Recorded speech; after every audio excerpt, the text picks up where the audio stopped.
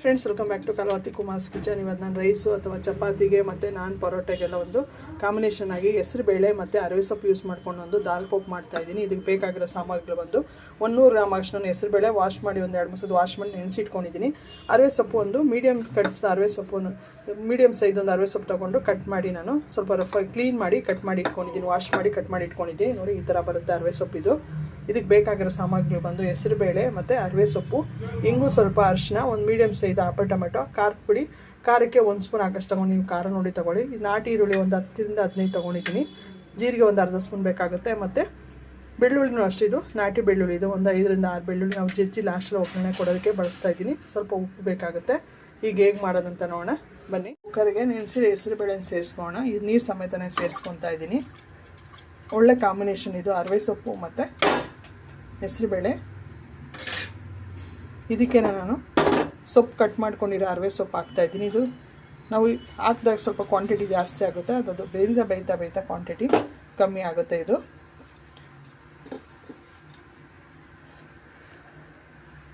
Light ಇದಾಯಿತು. ಇನ್ನೂ ಸ್ವಲ್ಪ ಹೆಸರು ಬೇಳೆ ನೋಡಿ ಇದ್ರ ಬಾಕ್ಸಲ್ಲಿ ಇನ್ನೂ ತಳದಲ್ಲಿರೋದು, ಅದನ್ನು ಸ್ವಲ್ಪ ನೀರು ಹಾಕ್ಕೊಂಡು ನಾನು ಸೇರಿಸ್ಕೊತಾ ಇದ್ದೀನಿ. ಇದಕ್ಕೆ ಸ್ವಲ್ಪ ನಾನು ಟೊಮೆಟೊ ಈಗಲೇ ಸೇರಿಸ್ಕೊತಾ ಇದ್ದೀನಿ. ಆಪಲ್ ಟೊಮೆಟೊ ಮತ್ತು ಉಪ್ಪು, ಕಲ್ಲುಪ್ಪು ಈಗಲೇ ಸ್ವಲ್ಪ ನಾನು ರುಚಿಗೆ ತಕ್ಕಷ್ಟು ಸೇರಿಸ್ಕೊತಾ ಇದ್ದೀನಿ. ಸ್ವಲ್ಪ ನಾನು ಅರಿಶಿನ ಸೇರಿಸ್ಕೊತಾ ಇದ್ದೀನಿ. ಇಷ್ಟನ್ನು ನಾವು ಈಗ ಒಂದು ವಿಸಿಲ್ ಬಂದರೆ ನಮ್ಗೆ ಸಾಕಾಗುತ್ತೆ. ಯಾಕಂದರೆ ಹೆಸರುಬೇಳೆ ನಾವು ನೆನೆಸಿಟ್ಟಿರೋದ್ರಿಂದ ಆಲ್ರೆಡಿ ನಾನು ಹೆಸರು ಬೇಳೆನಲ್ಲಿ ನೀರಿರೋದ್ರಿಂದ ನೀರೇ ನಾನು ಸೇರಿಸಿಲ್ಲ, ಅದೇ ನೀರು ನಮಗೆ ಸಾಕಾಗುತ್ತೆ. ಒಂದು ವಿಸಿಲ್ ಬಂದರೆ ನಮಗೆ ಸಾಕು. ಫ್ರೆಂಡ್ಸ್, ಕುಕ್ಕರು ಅರವೆ ಸೊಪ್ಪು ಮತ್ತು ಹೆಸರು ಬೇಳೆ ವಿಸಿಲ್ ಹಾಕೋದ್ರೆ ನಾವು ಒಗ್ಗರಣೆ ಹಾಕ್ಕೊಂಬಿಡೋಣ. ಈರುಳ್ಳಿ ಮತ್ತು ಬೆಳ್ಳುಳ್ಳಿ ಎಲ್ಲ ಒಗ್ಗರಣೆ ಸೇರಿಸ್ಕೊಳ್ಳೋಣ. ಒಂದು 2ರಿಂದ 3 ಸ್ಪೂನ್ ಆಗಷ್ಟು ನಾನು ಆಯಿಲ್ ಸೇರಿಸ್ಕೊತಾ ಇದ್ದೀನಿ. ಎಣ್ಣೆ ಕಾದ ತಕ್ಷಣ ನಾವು ಜೀರಿಗೆ ಒಂದು ಅರ್ಧ ಸ್ಪೂನ್ ಆಗಷ್ಟು ಜೀರಿಗೆ ಸೇರಿಸ್ಕೊತಾ ಇದ್ದೀನಿ ನಾನು. ಕರಿಬೇವು, ಸ್ವಲ್ಪ ಇಂಗು ಮತ್ತು ಬೆಳ್ಳುಳ್ಳಿ, ನಾನು ಜಜ್ಜಿರೋ ಬೆಳ್ಳುಳ್ಳಿ ಸೇರಿಸ್ಕೊತಾ ಇದ್ದೀನಿ. ಮತ್ತು ಬಾಡಿಗೆ ಮೆಣಸಿನ್ಕಾಯಿ 1-2 ಮತ್ತು ಈರುಳ್ಳಿ,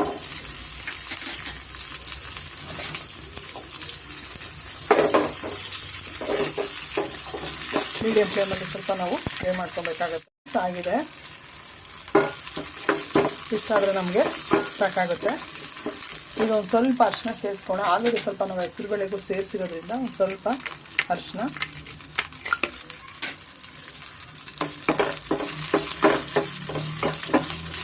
ನೀವು ತುಪ್ಪದಲ್ಲೂ ಒಗ್ಗರಣೆ ಕೊಡ್ಬೋದು, ಅದು ಚೆನ್ನಾಗಿರುತ್ತೆ. ನಾನು ಗ್ರೌಂಡ್ನಟ್ ಆಯಿಲು ಕಡಲೆಕಾಯಿ ಎಣ್ಣೆಯಲ್ಲಿ ನಾನು ಫ್ರೈ ಮಾಡಿ ಹಾಕ್ತಾಯಿದ್ದೀನಿ. ಇವಾಗ ಸ್ಟವ್ ಆಫ್ ಮಾಡಿಬಿಟ್ಟು ನಂತರ ನಾವು ಖಾರದ ಪುಡಿ ಸೇರಿಸ್ಕೊಬೇಕಾಗತ್ತೆ. ಖಾರ ನೀವು ನೋಡಿ ಹಾಕ್ಕೊಳ್ಳಿ. ನಾನು ಸ್ವಲ್ಪ ಕ್ವಾಂಟಿಟಿ ಮಾಡೋದ್ರಿಂದ ಖಾರದ ಪುಡಿ 1 ಸ್ಪೂನ್ ಸೇರಿಸಿದ್ದೀನಿ ನಾನು. ಈ ಥರ ಎಣ್ಣೆನಲ್ಲಿ ಫ್ರೈ ಮಾಡೋದ್ರಿಂದ ಟೇಸ್ಟು ತುಂಬ ಚೆನ್ನಾಗಿರುತ್ತೆ. ಅದರಿಂದ ನಾವು ಸ್ಟವ್ ಆಫ್ ಮಾಡಿಬಿಟ್ಟೆ. ಅವತ್ತು ಈ ಥರ ಪುಡಿಗಳೆಲ್ಲ ನಾವು ಫ್ರೈ ಮಾಡ್ಕೊಬೇಕಾಗುತ್ತೆ. ಸ್ಟವ್ ಆಫ್ ಆಗಿದೆ. ಒಂದು ವಿಸಿಲ್ ಸಾಕಾಗಿದೆ. ನೀವು ಹೆಸರು ಬೇಳೆ ನೆನೆಸಿಲ್ಲ ಅಂದರೆ ಅಷ್ಟು ಮಾತ್ರನೇ ನೀವು 2ರಿಂದ 3 ವಿಸಿಲು ಹಾಕ್ಸ್ಕೊಳ್ಳಿ. ನೋಡಿ, ಸೊಪ್ಪು ನೋಡೋಕೆ ಜಾಸ್ತಿ ಇತ್ತು ನೋಡಿ, ಈಗ ಕ್ವಾಂಟಿಟಿ ಕಮ್ಮಿ ಆಗಿದೆ. ಹೆಸರು ಬೇಳೆನೂ ಕರೆಕ್ಟಾಗಿ ಬಂದಿದೆ. ಸ್ವಲ್ಪ ನಾವು ಸೌಟಲ್ಲೇ ಈ ಥರ ನಾವು ಮ್ಯಾಶ್ ಮಾಡ್ಕೊಳ್ಳೋಣ.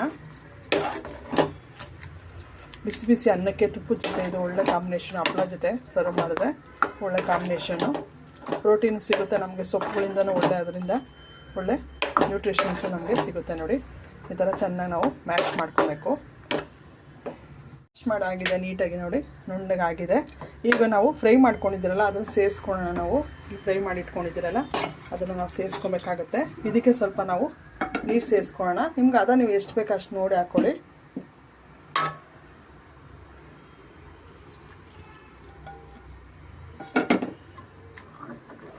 ಈ ಟೈಮಲ್ಲಿ ನೀವು ಸ್ವಲ್ಪ ಉಪ್ಪು ಖಾರ ಎಲ್ಲ ಚೆಕ್ ಮಾಡ್ಕೊಬೋದು. ನೀವು ಬಾಡಿಗೆ ಮೆಣಸಿನ್ಕಾಯಿ ಪುಡಿ ಹಾಕಿದ್ರೆ ಇನ್ನೂ ನಮಗೆ ಕಲರ್ ಹೈಲೈಟಾಗಿ ಬರುತ್ತೆ. ನಾರ್ಮಲ್ ನಾನು ಚಿಲ್ಲಿ ಪೌಡ್ರ್ ಹಾಕಿದ್ದೀನಿ. ಇನ್ನೊಂದು ಸ್ವಲ್ಪ ನಾನು ರೈಸ್ ಮಾಡೋದ್ರಿಂದ ಇನ್ನೊಂದು ಸ್ವಲ್ಪ ನಾನು ನೀರು ಸೇರಿಸ್ತೀನಿ.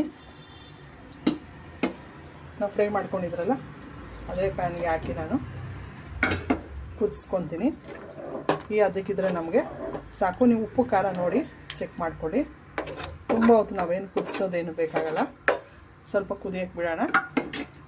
ಕುದೀತಾ ಇದೆ, ಇಷ್ಟ ಆದರೆ ಸಾಕು. ಹೆಸರುಬೇಳೆ ಯೂಸ್ ಮಾಡೋದ್ರಿಂದ ಇನ್ನೂ ಸ್ವಲ್ಪ ಮಂದ ಬರುತ್ತೆ.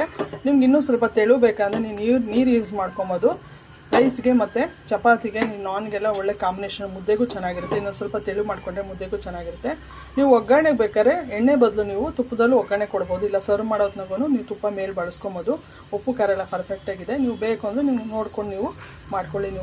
ನೀವು ಒಂದ್ಸರಿ ಟ್ರೈ ಮಾಡಿ. ಯಾಕಂದರೆ ಈ ಬೇಸಿಗೆಗೆ ಹೆಸರುಬೇಳೆ ಮತ್ತು ಚಿಲ್ಕವರೆ ಸೊಪ್ಪು, ಸಂಪಾಗಿರೋ ಒಂದು ಹೆಸರುಬೇಳೆ ಒಂದು ಬೆಸ್ಟ್. ಇದು ಕಡಿಮೆ ಅವಧಿನಲ್ಲಿ ಆರಾಮಾಗಿ ನಾವು ಏನು ತರಕಾರಿ ಏನಿಲ್ಲ ಅಂದರೆ ಸೊಪ್ಪು ಇತ್ತು ಅಥವಾ ಹೆಸರುಬೇಳೆ ಇತ್ತು ಅಂದರೆ ಈ ಥರ ಒಂದು ದಾಲ್ ಪಪ್ಪು ಅಥವಾ ದಾಲ್ ಫ್ರೈ ಮಾಡ್ಕೊಂಡು ನೀವು ಆರಾಮಾಗಿ ಸರ್ವ್ ಮಾಡ್ಕೊಬೋದು.